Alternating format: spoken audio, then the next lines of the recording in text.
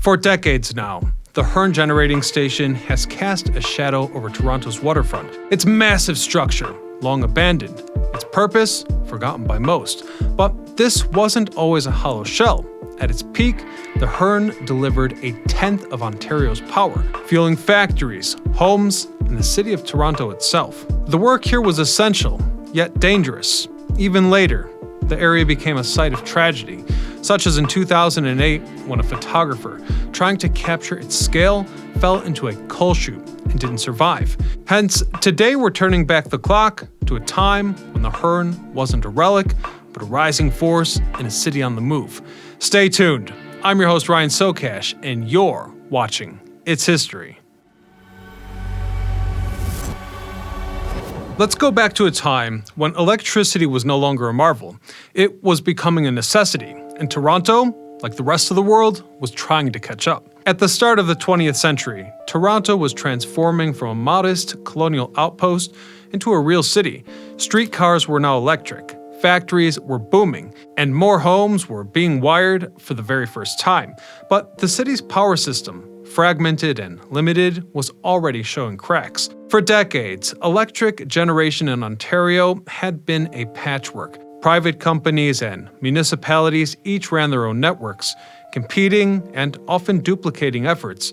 In the early 1900s, one man helped to change that, Sir Adam Beck, a bold advocate for public power. He pushed the province to develop a unified grid under the Hydroelectric Power Commission of Ontario, founded in 1906. His vision? Power at cost. Electricity as a public good, not a profit engine. It was revolutionary. By the 1910s, hydroelectric stations at Niagara Falls were feeding growing industrial corridors, and cities like Toronto were beginning to tap into that emerging grid. Still, most homes relied on coal or oil for heat, and while hydro was expanding, it couldn't yet keep pace with the city's appetite for power. You see, Toronto's early grid wasn't designed for scale. It was built for survival. Factories ran heavy equipment all day long. Streetlights were spreading, and by the 1920s, electrification had sped into the domestic sphere. Kitchen appliances, laundry machines, even radios were now competing for current. Hence, the demand wasn't just rising, it was exploding. It's around this moment in time that we find ourselves in a world not unlike a vintage 1920s novel. And that's where June's Journey comes in. It's a free-to-download hidden object mystery game that drops you right into the elegance and intrigue of the 1920s. You play as June Parker, a detective who solves crimes not with force but with insight. She reads between the lines, listens when others speak, and knows when something just doesn't sit right. But June's story is more than mystery. It's drama, deception, and stunningly realized vintage design. I found myself getting pulled in by the twist, the characters, and the atmosphere. You can even decorate your own island estate or team up with other players, and with new chapters dropping weekly, there's always something to uncover. So if you enjoy unraveling history and discovering layered narratives like we do here, check out June's Journey. It's free to play, and you can find the link in the description or scan the QR code on screen. Thanks again, June's Journey, for sponsoring this episode, and now, back to our story. By the late 1920s, the city had outgrown its early electrical backbone. Hydro lines were rising, rolling brownouts were becoming more common in the summer and winter alike. In fact, what had once been enough, Niagara Hydro or local substations, wasn't keeping pace with what Toronto was becoming. Industrialization didn't slow down, since by this time the automobile was in fashion. Suburbs were spreading, and electricity was no longer just a convenience, it was infrastructure. With that in mind, decision makers started to face a simple truth. To keep Toronto from stalling out, something much bigger had to be built. Not another small station, not more patchwork, something massive, something scalable, and something new. And so, deep in the Portlands, on a bed of reclaimed marsh, plans began taking shape, plans for a facility unlike anything Toronto had seen before. The plan was ambitious. Toronto didn't just need more power. It needed reliability, flexibility, and scale. That meant coal, and it meant building from the ground up. The site was chosen for a reason. It was flat, remote, and already written off. You see, the city had been dumping rubble here since 1911. So by the late 1920s, what was once wetland had become solid ground, or solid enough to carry an industrial giant like this. Design work went to Stone & Webster, an American engineering firm with experience in large-scale utilities. The architecture followed the utility-first mentality of the time. Late Deco bones, red bricks, and high windows. It wasn't made to be admired, it was made to run. The foundation work came first, which was said to be brutal, slow, and relentless. Crews drove piles deep into unstable ground to support what would eventually become 65,000 cubic meters of machinery, platforms, and steel. Every inch of the facility had to be reinforced to bear not just the weight, but the vibrations. Boilers, turbines, conveyor belts, and transformers. By the late 1940s, construction finally accelerated. Bedrock and Wilcox built the boilers in Ontario, whereas the turbines themselves were actually imported from England. The construction site was quite a spectacle. From every direction came steel, cable, concrete, and men, hundreds of them. At its peak, the job site employed over 1,000 workers. On Toronto's eastern waterfront, the skyline began to change, not with towers, but with a smokestack. From a distance, it looked like the spine of some mechanical colossus.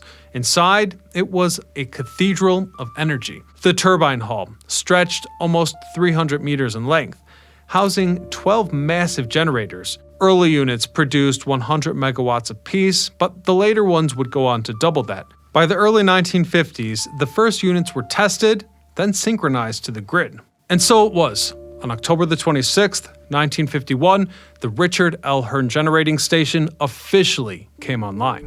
When the switch was flipped in 1951, Hearn didn't just join the grid, it strengthened its core.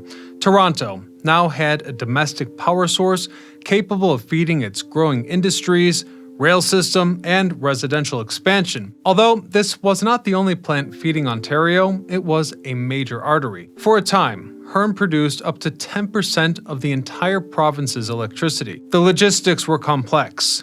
Coal arrived on freighters from the US, and deliveries happened right on Onwin Avenue, where conveyor belts moved the coal from the dock to a bunker, and from there to pulverizers and boilers. This was a 24-hour operation. Even at partial output, Hearn consumed 400 tons of coal per hour. Inside, it wasn't quiet, nor clean. Turbines whined. Pipes knocked. The air vibrated with a steady hum, until of course something went wrong. Complications could range from steam leaks to pressure fluctuations, electrical faults, and so on. But here's the thing. Any of those accidents could kill a man, and sometimes they did. From a distance, it looked like a machine, but from inside, it was more like a living system, one with pressure, heat, and stress. Working at Hearn required skilled labor. Most jobs weren't just technical, they were physical. Valve checks, fuel flow, line clearance, turbine balancing, and so on. Crews moved across catwalks, monitored dials, and navigated a labyrinth of steam lines. Mistakes didn't often end in paperwork, they ended in injury. Still, the work paid well, and the station became something of a pipeline for Ontario hydro careers. Dozens of operators and engineers started at Hearn, only to later move into other plants like Lakeview. At its peak, Hearn employed over 600 people, many from the surrounding East End neighborhoods. For 2 generations, this was a dependable job, a rare thing. In fact, some families had multiple members working there across decades.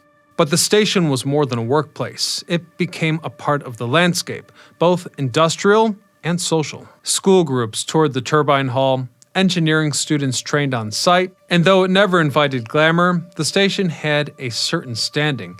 It powered downtown, anchored the portlands, and gave visible purpose to Toronto's industrial edge. But here's the thing, coal was never clean.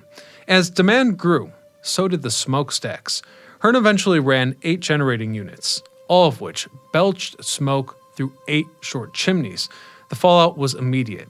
Soot, sulfur dioxide, and fly ash blanketed the landscape and drifted inland, and it didn't take long for public pressure to force change. In 1973, a 215-meter smokestack replaced the originals, dispersing the emissions further up, but not eliminating them. Later, electrostatic participators were installed to capture particles, but in most people's eyes, the damage had already shaped policy. By the late 1970s, the mood around coal was shifting dramatically. The province was exploring other options: natural gas, nuclear, even conservation. Hearn's operating costs were also rising. Efficiency was dropping. Its output, once vital, was now starting to feel outdated. As Toronto modernized, the pressure to phase out fossil fuel was growing. Natural gas had begun supplementing Hearn's output in the early 70s, but it came with a cost. The station burned over 1 billion cubic meters of natural gas per year. Cheap for Ontario, but not for Alberta, which called the arrangement, quote, a waste. And by then, nuclear power had arrived. The reactors at Pickering and Bruce were online, feeding huge volumes of clean electricity into the grid. They were more efficient, less polluting, and politically favorable. With that in mind, Hearn's last major operational peak came in the years between 1978 and 1979. But even then, 4 of its original 8 units had already been mothballed. Only the final 3 units, 6, 7, and 8, were still generating power. The rest sat idly, maintained only as backups. And as emissions standards tightened, so did oversight. In other words, maintaining the aging turbines became very costly. It didn't take long for staffing levels to drop. Morale slipped, and what had once been a flagship was now running on borrowed time.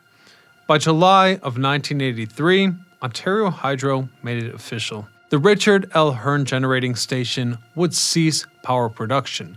No big announcements and no farewell. For the surrounding neighborhoods, the impact was immediate. Jobs were lost, hundreds of them. Some workers transferred to other stations, others retired early or left the field altogether. But the side effects didn't end there.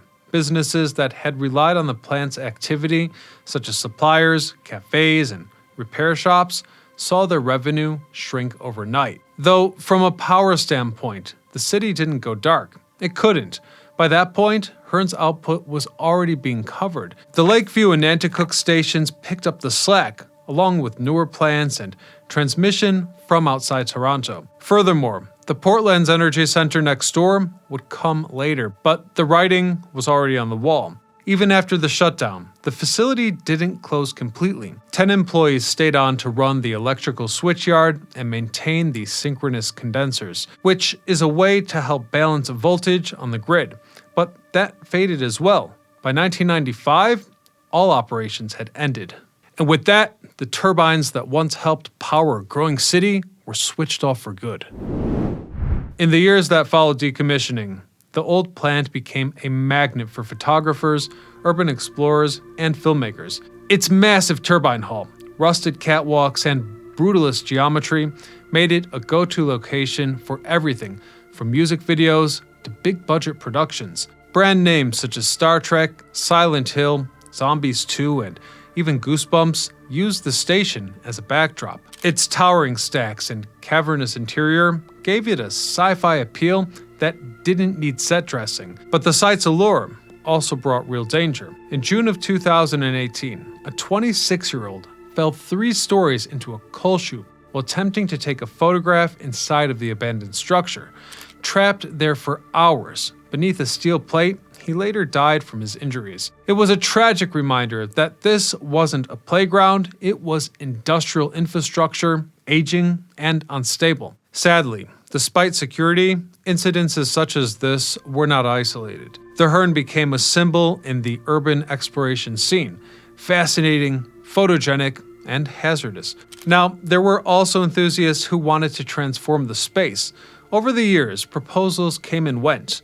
Some proposed an arena, a museum, a movie studio. In fact, one long-term leaseholder, Studios of America, even stripped out much of the equipment in hopes of redevelopment, though none of the ideas stuck. But then came a shift.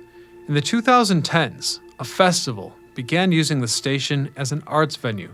bringing the public inside legally for the first time in decades. It hosted concerts, installations, and one very visible gala. The site finally started to reconnect with the city, though this time, culturally, not electrically. Today, the future of the Hearn remains uncertain, though it is a heritage building, a film set, a development question mark, and a relic of Toronto's industrial rise. Whether it's ever fully repurposed or not, its impact is already written into the city's grid, skyline, and memory. And we'll leave it there for today, but a special thanks to our new Canadian friend Jack for sending in this episode idea. I'd like to also thank our sponsor once again, June's Journey. Make sure you guys check it out by scanning this QR code or clicking that link in the description. Otherwise, until next time, this is Ryan Sokesh signing off.